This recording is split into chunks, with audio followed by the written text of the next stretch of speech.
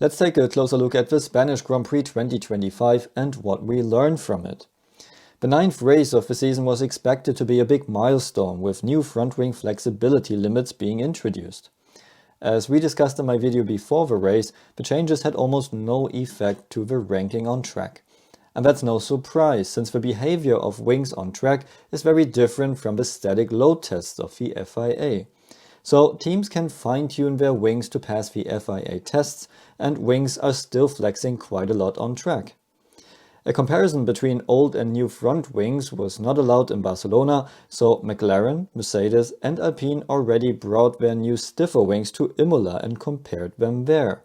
So they already had this data when they came to Barcelona, and the others didn't. The effect of the new limits on track is minimal. Because flaps are flexing a bit less, cars have slightly more understeer in slow corners. Barcelona doesn't have many slow corners, and on other tracks teams can adapt with this setup. Another technical topic were tests of the new steel skid blocks for the floor. The current titanium ones create the dramatic sparks which look great and were introduced for that reason, but the fires next to the track at the Japanese Grand Prix called for a change. The result of the test was that skid wear is about the same, so cars do not have to drive higher, which would have affected their performance dramatically. But the steel parts are 700 grams heavier, which is something the teams need to compensate, as the car's minimum weight won't be increased. Another topic on the weekend was Lance Stroll, who felt so much pain during Q2 that he had to park his car. His hand injuries from early 2023 gave him pain for the last weeks, and he couldn't bear it anymore. The timing, on the other hand, wasn't ideal. Because he already started the qualifying, the team wasn't allowed to use a reserve driver for the race, although Drugovich would have been available. And because he went straight to his garage and didn't get weighed, the team would have received a penalty. So in the end, the team announced that they will only start with one car for the race. That means less data and less potential for points for them. So if there is a medical issue in the car, it's understandable to drive straight to the garage. And it's also understandable to need a bit more time to get out of the car. But on the other hand, Stroll is probably the only driver in the field who doesn't have to fear for his seat and doesn't need to care. Interesting is now who they will take as reserve driver. Because if Stroll isn't fit until the next Grand Prix in Canada, Drugovich wouldn't be able to race there as well, because he will be racing for Cadillac at the 24 Hours of Le Mans. And Stoffel van Dorn, the other reserve driver, will race in Le Mans as well for Peugeot. So this might be a chance for a new talent in F1. And because we are talking about young talents, as we predicted in my earlier video, Tsunoda is now struggling the same way at Red Bull as all the other number 2 drivers before him. The reason is not that all of these drivers are bad, because they are succeeding in other teams. The problem is more about the car, which is built around their number 1 driver Verstappen, as I explained in my other video. And Red Bull today has become a team which is nothing without Verstappen. He is scoring almost all the points. He is extracting every bit of performance there is, and he can cover any weak spots the car might have.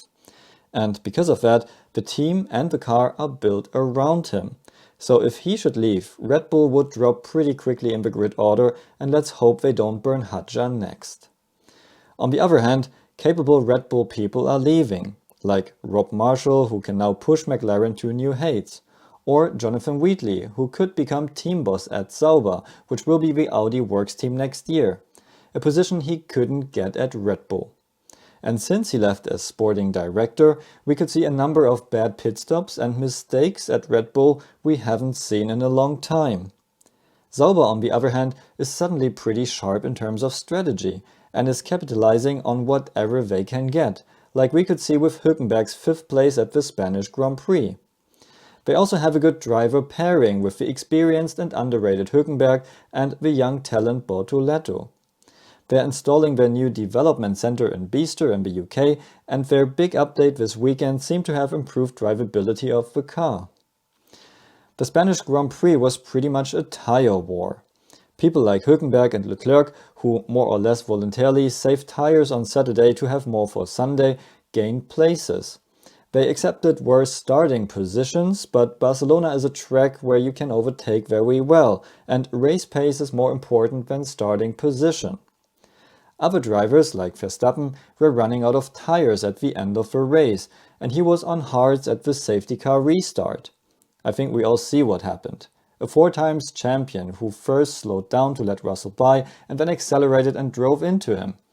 A 10-second penalty is the least he should get for that, and in the meantime, he kind of apologized on Instagram. But it's not just bad for the team because they go home with just 1 point, it's also bad for their sponsors to be in the news like that. And also for people like Toto Wolff, whose boss was standing next to him while that happened, the question is, do we really want such a driver in our team? On the other hand, for the fans, the Spanish Grand Prix was an eventful race with lots of overtakes, pit stops, strategy, safety car and lots of drama. F1 couldn't ask for more. And some people always say old races were better, but to be honest, go and watch some races from 20 or 30 years ago. Compared to the racing we get in F1 now, the old races don't come close. Or what do you think? Let me know your thoughts in the comments below and check out my other videos for more.